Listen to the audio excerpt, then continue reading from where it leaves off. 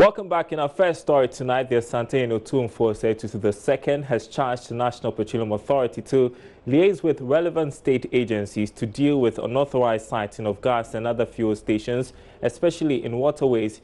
He was echoing the sentiments of many residents of Kumasi after last week's devastating floods following hours of torrential rainfall.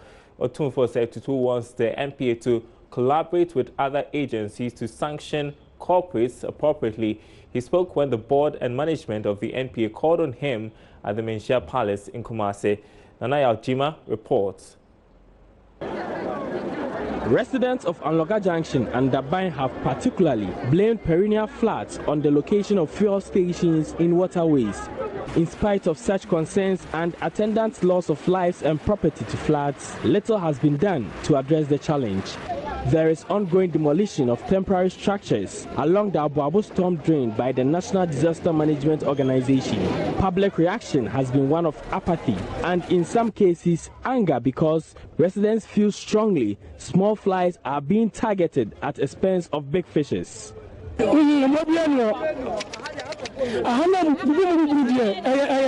This demolition is an exercise in futility. The drains are too small for the running water. For instance, the gas station over there is sitting on a drain, which you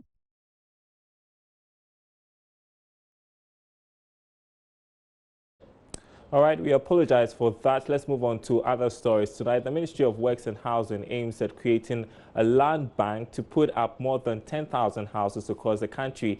This is to help achieve this. The Deputy Minister of Works and Housing, Frida Pempe, says the ministry is working hand in hand with regional ministers and members of parliament to allocate lands from their various constituencies for the project.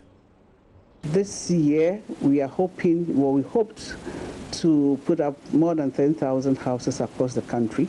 And like I said earlier on, it's a capital-intensive area. And one of the main challenges in this industry is about land. So we thought it wise to rather plan ahead and do behind-the-scenes work than just go into, sign an agreement with other investors to come in, and at the end of the day, you start having land issues here and there. So we are acquiring land all over the country. We want to have a land bank. We are working seriously with the regional ministers. Now we've even gone to the extent of inviting our colleague members of parliament to also come up with lands from their various constituencies. About a month ago, I had a meeting with those who have submitted documents to that effect in parliament. So we are pursuing that agenda as well.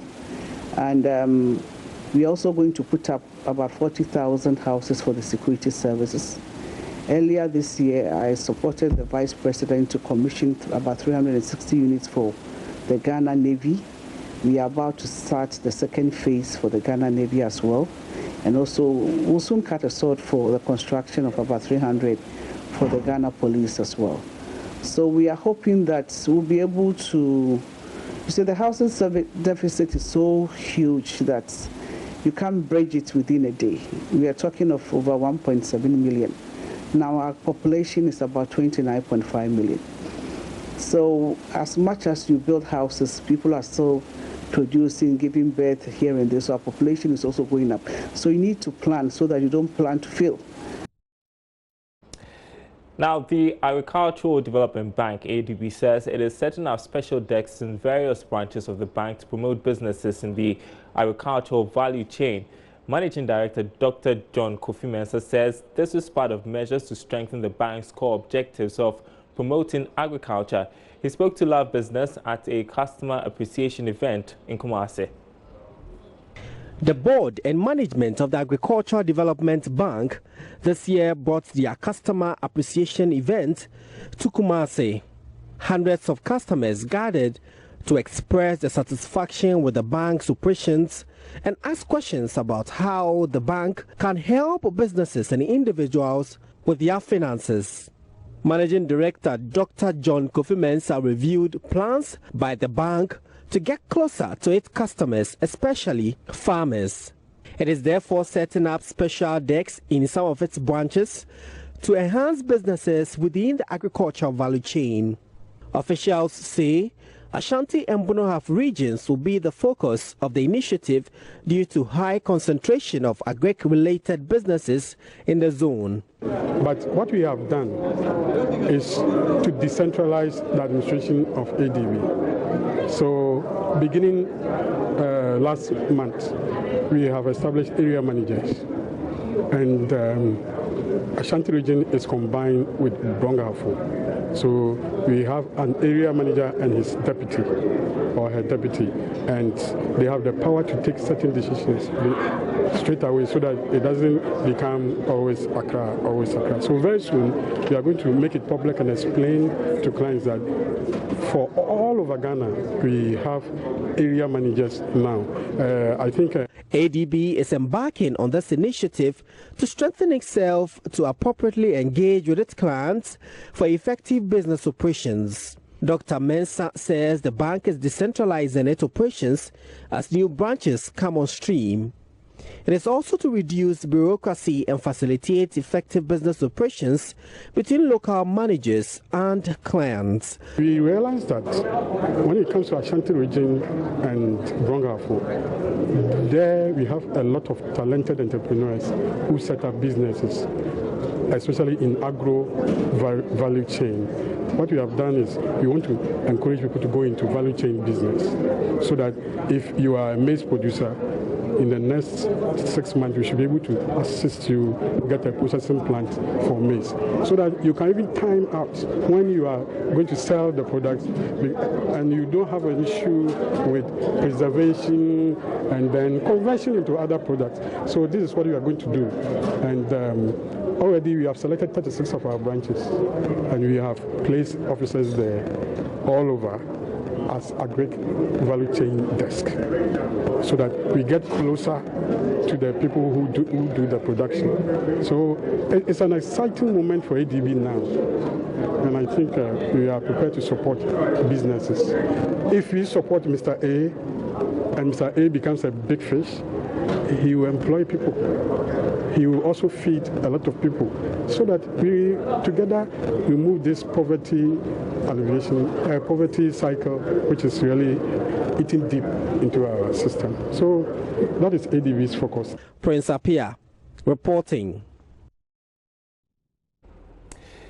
In other news tonight, government has constituted a capital market working group to craft a master plan for the local capital market to shape the industry within the next 10 years. This was disclosed by the chairman of the Ghana Stock Exchange, Albert Essien, at the exchange's annual general meeting in Accra today. My colleague Philip Namfuri was there, joins me in the studio. So tell us more about this capital market working group that the GSE is talking about. Okay, so Darryl, this capital market working group was constituted by the Financial Services Division of the Ministry of Finance, and essentially the Ghana Stock Exchange played a role in putting together this capital market working group. What it seeks to do is to establish a coordinated framework or a plan for the direction of the stock market or the capital market, the broader capital market, over a course of 10 years. So essentially, they are trying to look at ways where we can merge different parts of the economy. So for example, how can we modernize securities of banks or insurance companies to fuel the activities of the capital market in Ghana? And by capital markets, we're looking at long-term securities, more than 1 year, bonds, stocks, and stuff like that. Okay, let's talk about another interesting aspect of all of this, which has to do with the performance of the Ghana Stock Exchange. What did you glean from the AGM? Okay, so something very interesting. Their profit for the year 2017, if you're comparing to 2016, it jumped by 130%. That's from 5.38 million in 2016 to 12.37 million in 2017. So that was a very huge jump. And in my interactions with the managing director of the Ghana Stock Exchange, that's Mr. Kofi Yamwa, he sort of shed some light on how exactly they made this profit. I think it's good we listen to him. This is anchored on a number of services. One is listing and application. One is secondary trading of listed securities. This particular change was driven by increases in trade volumes and values, by way of which we earn commissions, just as the brokers also earn commissions from their transactions and by way of listings. And in terms of listings, it's not just equities that we do list. We list fixed income securities. In 2017, by the chairman's comment and my review, there wasn't new listings, which will happen in 2018. But there were additional listings by already listed companies. And in addition, there were also listings of fixed income securities. Notable among those fixed income securities was ESLA PLC, Government of Ghana notes and bonds that were listed, listings by a number of corporate issuers, the likes of Bayport, PBC, Ghana Cocoa Board, and so forth. Yes, so they were anchored on these two main factors, listings and secondary market trading. All right, so that was Kofi Anwar, Managing Director of the Ghana Stock Exchange. And I guess that looking at 2018, one of the big topics would be the MTN IPO. You had a conversation about that as well. Tell us about it. So the Managing Director says, look, the MTN IPO is going to be big for the Ghana Stock Exchange. And you know, stock markets are barometers for economic activity in the country. Right now, if you look at our stock markets, there's a preponderance of banks, insurance companies, other companies. We don't have any telco yet. So with MTN coming on board, the exchange is very excited. As I spoke to Mr. Nyama, you could visibly see the excitement with which they are receiving this MTN IPO. So going forward, after the IPO is successful, we should see vibrant activity on the stock market. All right, Philip Namfoy bringing us the latest from the Ghana Stock Exchange's AGM held today. Let's move on to other stories tonight. The Dubai Chamber of Commerce in Ghana says it is committed to increasing the level of the country's food exports into the United Arab Emirates to about $40 million within the next 2 years. Head of the chamber in Ghana, Cyril Dakwa, said the chamber aims to make Ghana benefit from this huge food export market. He spoke to Joy Business at a Meet the Farmers conference held in Accra. The Meet the Farmers event was organized to help link farmers with investors and the rest of the business community from the Middle East. The main aim is to help Ghanaian farmers to tap into the $400 billion food import market of the United Arab Emirates. Speaking to Joy Business, head of the Dubai Chamber of Commerce, Cyril Dakwa, was looking to offer financial assistance to farmers to enable them scale up their exports. Currently, food export stands at around 1.2 billion when you take the UAE as a whole. Ghana's take is merely about $20 million, and we're hoping to move this to about $40 million within the next 2 to 3 years. Now, one key thing that, in my personal opinion, I have realized is local companies usually lack access to finance, and Dubai offers an opportunity for cheaper funds for agriculture-related products. The good thing is there are a few companies, Dubai companies in Ghana, that are working with local companies to enhance trade, finance their business activities, especially in the agricultural space, all in the hope of increasing trade between Ghana and Dubai. On his part, CEO of the Ghana Chamber of Agribusiness called for the establishment of an agriculture development authority to make the sector attractive for investments. We need a regulator. Regulator is very, very critical because agriculture now is a trade, no more hobby. There is a trade component of land, trade component of seed, trade components of fertilizers, trade components of machinery, trade components of everything. The facet is trade. And we need a regulator that comes in and regulates. We need a local content policy for the agriculture sector. That has been done to oil and gas. That has been done to telecom communication. Why are we leaving the agriculture sector to struggle? We need strategic policies. All we need from government is to make the enabling environment for the private sector to thrive. The Meet the Farmers conference was under the theme, The Role of Government in Agribusiness. Sheila Tamaklu for Joy Business. You're watching Business Live. We are moving on now, and the National Insurance Commission has hinted it may resort to risk-based supervision if premium undercutting continues among insurance companies. According to the Deputy Commissioner of Insurance, Michael Kofi Andor, one of the factors undermining an increase in the minimum capital requirement for the sector is the increased rate of insurance premium reduction by some insurance companies to entice customers. He spoke to Joy Business at the official launch of Hollard Life Insurance here in Accra. The NIC had earlier indicated that it will produce the right mechanisms to address issues of undercutting insurance premiums by the end of March this year. The Commission says the situation has been one of the major factors undermining the need for increase in the minimum capital requirement. Michael Kofi Ando is Deputy Commissioner of Insurance. If you are undercutting, it makes you a high-risk company. And if you are undercutting and you are therefore making underwriting losses and you are making after-tax losses erode your capital. So what it means is that if you are undercutting, you are high risk, so you need to put in more capital to manage. So it will get to a point where two companies of the same size, one is undercutting, one is not. We might ask the one undercutting to post more capital than the one who is not undercutting, because when you undercut, you make losses, and when you make losses, it erodes your capital. You understand? So we are going to, at some point, our risk-based supervision is also going to come in to put some checks on that. In an interview with Managing Director of Hollard Life, Nashiru Idrisu, he says his outfit would consider annuity payment as an insurance package to provide dependable income for families. Once again, for the first time, we're introducing what we call annuity. So right after giving you decent and befitting income, adequate income for you to give decent and befitting barrier for yourself and your loved ones, we say that life shouldn't end there. Yes, beyond funeral, what next? We make available some adequate sums of money to your beautiful family to continue to enjoy life. These are some of the few innovations we're bringing on board.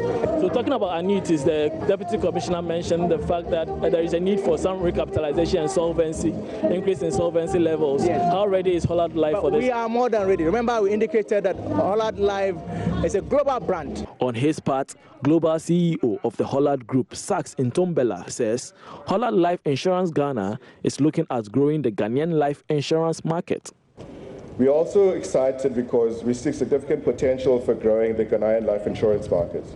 According to a report by the Export Business Group, the Ghanaian life insurance market is expected to grow from the current levels to more than 1.6 billion cedis in 2019. Only 1 in 10 Ghanaians currently have some form of insurance cover, so that gives you some idea of why we think there may be room for growth. But of course, growing a market only represents opportunity if you're good enough to grasp that opportunity. Fortunately, in the 18 years service we have ventured outside of South Africa, we have demonstrated our ability to innovate in order to grow the penetration of life insurance in developing markets. Our expertise in bancassurance and microinsurance, from which we derive the majority of our worldwide life insurance income, have stood us in particularly good stead. The contribution of the life insurance to GDP in Ghana currently stands at 2.1%. Bismarck Ausa, Joy Business. Well, still with the insurance sector, and some industry players in the micro-insurance sector are calling for clear regulations that guide the delivery of micro-insurance products, especially through mobile networks and other mobile applications. Micro-insurance provider Bima says the growing demand for insurance packages via mobile networks has caused players in the sector to adopt new strategies, including telemedicine. It grants customers access to medical care in the comfort of their homes. Now, according to the Chief Medical Officer of Bima, Dr. David Sunu, new regulations and guidelines will go a long way to sanitize the sector and also secure the interest of customers.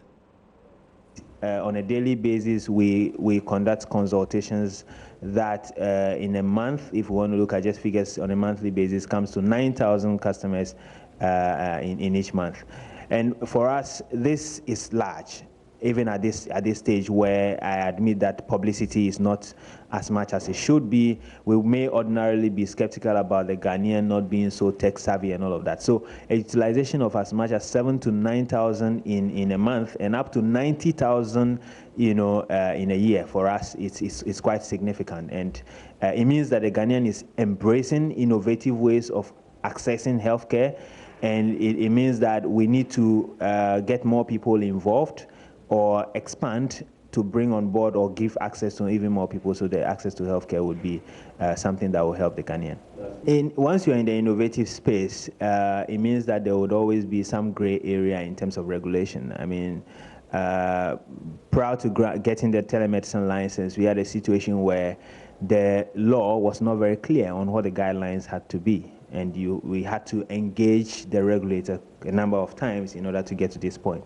So for us, regulatory guidance or legislation should be clear, and that would remove ambiguity, and then that way you do not have a situation where some players in the industry would say, well, we don't know what the law says, and so we are doing what we think is right. The law would then remove that ambiguity out of the sector. I also think that government should be able to partner with innovative companies like ours and others that are interested, because we have a number of problems in our health sector. It will not be addressed by using the age-old strategies that we have deployed that unfortunately have not given us the results that we desire. So if we now have innovative companies that are using technology to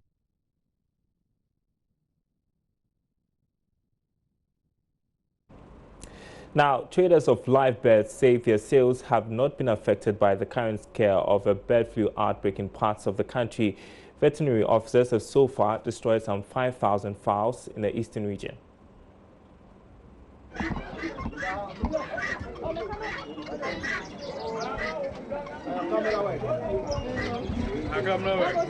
How business, but yeah, the experience is bird flu because yeah, far them did Accra, yeah, go out of Accra.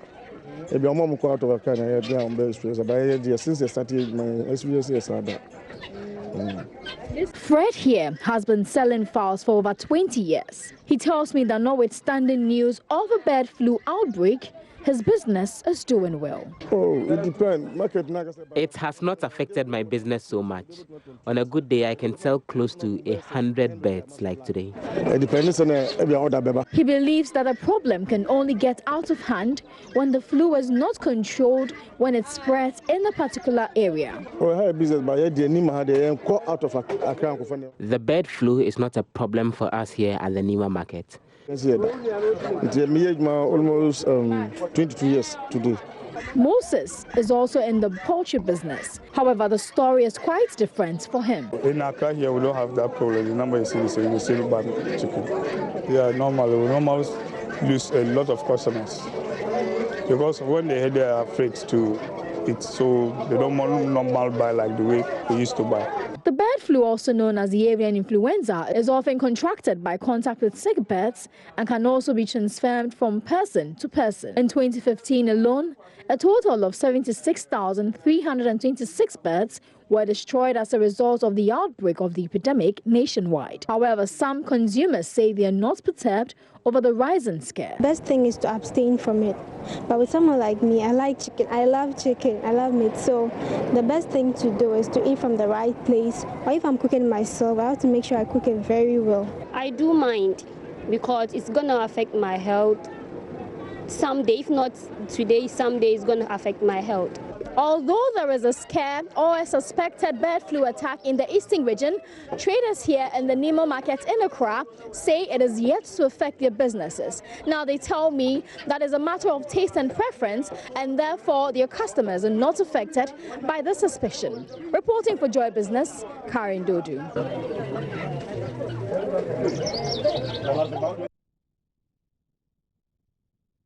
All right, so we are getting a reaction from the Ministry of Agri to this story. Essentially, they are saying that they are going to deploy veterinary officers to address this bird flu scare. Listen to what a Deputy Minister of Agri told us. Of the drawbacks to our agricultural subsector has been the human resource capacity. And I give an example that you could find in some of the districts only one veterinary technical officer. In some of them, you cannot find one veterinary doctor. Veterinary doctors have not been recruited for several years, and there are a lot of them who are idling. And they have been trained, and yet we are not making good use of them. So I was saying that one of the ways of stepping up in this sector was for us to get these resources in place. If government is able to recruit them, then these resources, human resources, will help, because some of the disease outbreaks can be prevented as a result of education, or they can be controlled when we are confronted by them. Now, discovery of oil in commercial quantities in the country is always seen as a sure way to boost growth and development of the economy. In Ghana, the great expectation from the oil find is gradually turning out to be a mirage. A key concern is how this revenue accrued from petroleum is shared for development purposes. Philip Namfori explores how Ghana's oil revenue is shared in accordance with the Petroleum Revenue Management Act and highlights how the oil money has been used in the national budget over the years.